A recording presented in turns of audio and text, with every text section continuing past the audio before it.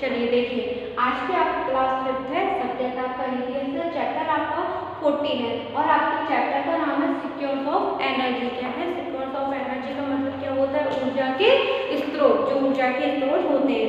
चलिए हम chapter explain करते हैं। इससे पहले मैं आपको बता दूं कि आपका 13 चैप्टर था, आपका 13 चैप्टर था पॉल्यूशन। क्या था आपका 13 चैप्टर? पॉल्यूशन मतलब कि प्रदूषण, जो कि पिछली क्लास में कंप्लीट हो गया था, एक्सप्लेन भी किया हुआ था हमने और इसके मैंने आपको पीडीएफ भी सेंड कर दिया है। इसके लॉन्ग आंसर टाइप क्वेश्चन थे जो कि एग्जाम में नहीं आएंगे, तो बेटा उनको हमें कॉपी में भी नहीं लिखना है, only short answer type question ही हमको कॉपी में नोट इन करना है। चलिए हम हमारा 14 चैप्टर स्टार्ट करते हैं। Energy is the capacity to do work. जो एनर्जी होती है वो हमें ऊर्जा देती है, हमारे काम जो हमारी कैपेसिटी रहती है, हमारे जो वर्क रहते हैं उनको करने में हमको ऊर्जा की आवश्यकता होती है। We get energy from food, और ये एनर्जी हमें ईंधन से ऊर्जा हमको मिलती है। Food is the fuel of human being and animal, और भोजन है ना, भोजन ईंधन का ही एक साधन है जो कि ह्यूमन व्यक्ति को और एनिमल्स को आवश्यकता रहती है। The sun is the fuel of plant, और ऊर्जा जो होते हैं वो पौधों को भोजन देते हैं। Petrol diesel are the fuels of vehicle, और जो गाड़ियों को जो ऊर्जा प्रदान करते हैं, गाड़ियों को जो ऊर्जा देते हैं वो कौन देते हैं? उनके पेट्रोल डीजल एंड उनकी पेट्रोल और डीजल जो कि गाड़ियों को ऊर्जा प्राप्त करते हैं, जिससे कि गाड़ी में एनर्जी आती है काम करने के लिए। There are various source of energy from which we get energy, विभिन्न स्रोत हैं ऊर्जा के, विभिन्न कई सारे स्रोत हैं।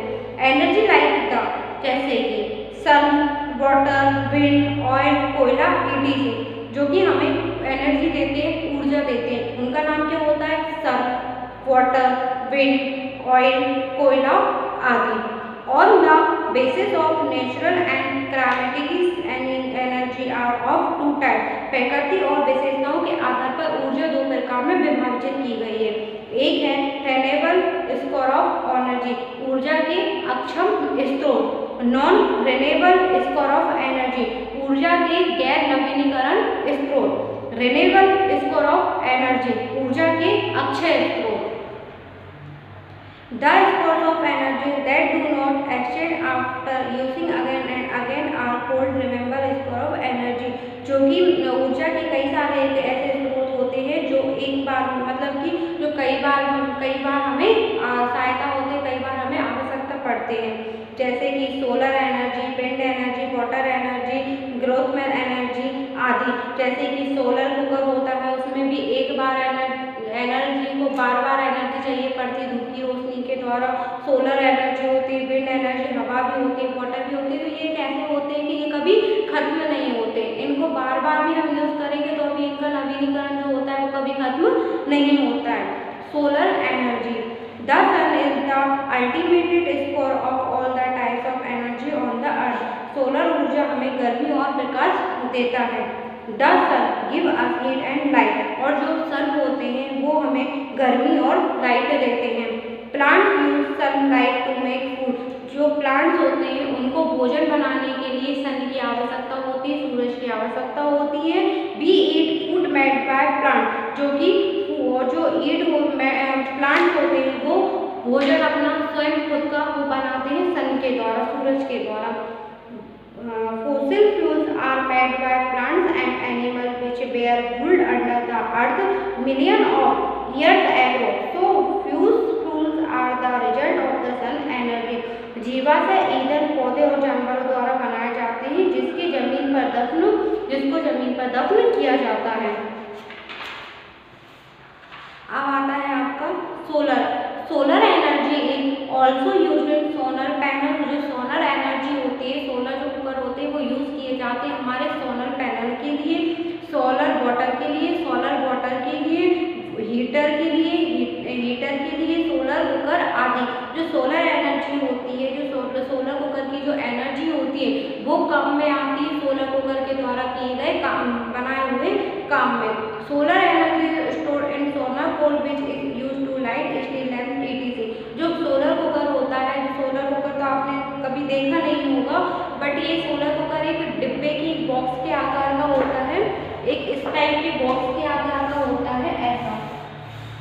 इस टाइप के बॉक्स के आकार का होता है सोलर कुकर। इसमें ऐसे डिब्बे बने हुए रहते हैं कई सारे, जिनमें हम खाना पकाते हैं और ये खाना हमारा सूर्य की किरणों के द्वारा पकाया जाता है। इसमें एक इस टाइप का एक ढक्कन बना हुआ रहता है, ऊपर एक ढक्कन भी रहता है इसमें इस टाइप का, जो कि सूरज की किरणों से गर्म होता है। सूरज की जो किरणें आती हैं वो ढक्कन पर गिरती है, वो ढक्कन गर्म होने के कारण हमारा जो कुक होता है, हमारा जो फूड होता है उसको वो पकाता है, तो गर्म करता है। तो ये जो ढक्कन है, इस ढक्कन पर जब सूरज की किरणें पड़ती हैं, ये स्टील का ये परत टाइप की रहती है, स्टील की रहती है। इस स्टील की परत पर हमारा जो सोलर कुकर की जो सूरज की जो किरणें होती हैं वो इस ढक्कन के परत के ऊपर पड़ती है, जिससे ये डिब्बा गर्म होता है। गर्म होने के कारण हमारा इसमें खाना बनकर हमारा कोको बनकर तैयार हो जाता है। अब आता है water energy. Flowing water is used to make electricity. The electricity is called hydroelectricity. जल ऊर्जा बहुत पानी का उपयोग बिजली बनाने में किया जाता है, जिसको हम हाइड्रोइलेक्ट्रिकल कहा जाता है। The turbines in hydroelectricity power station are run by fast moving water. ये जो हाइड्रोइलेक्ट्रिसिटी से होते हैं, ये स्टेशन पर तेजी से पानी में चलते हैं। The rotation of a turbine produces electricity in the generator. एक का रोटेशन बिजली पैदा करता है। This electricity is used on home industry आदि। और ये जो इलेक्ट्रिसिटीज होते हैं जी हमारे घरों और उद्योगों में भी काम में आए जाते हैं, काम में लिए जाते हैं। अब हमारा आता है biogas. Biogas is a very good source of energy. Biogas का एक अच्छा स्रोत है। It is product by cattle dung plants by. ये मवासियों के गोबर से और पौधे से बनता है। जो मवासी रहते हैं, जैसे हमारे घर के गाय होती है, भैंस होती है और जो बछड़े होते हैं, उनके गोबर से इस गैस को बनाया जाता है। It is used for cooking, heating, lighting provide. और ये खाना पकाने के लिए, हीटिंग के लिए, लाइटिंग के लिए इनको प्रोसेस में लाया जाता है। इनके प्रोसेस में ये काम किए जाते हैं। ओके स्टूडेंट, आज की आपकी क्लास इतनी थी। चैप्टर भी आपका क्लोज हो चुका है। इसके एक्सरसाइज हम PDF में से लिखेंगे। आज की आपकी क्लास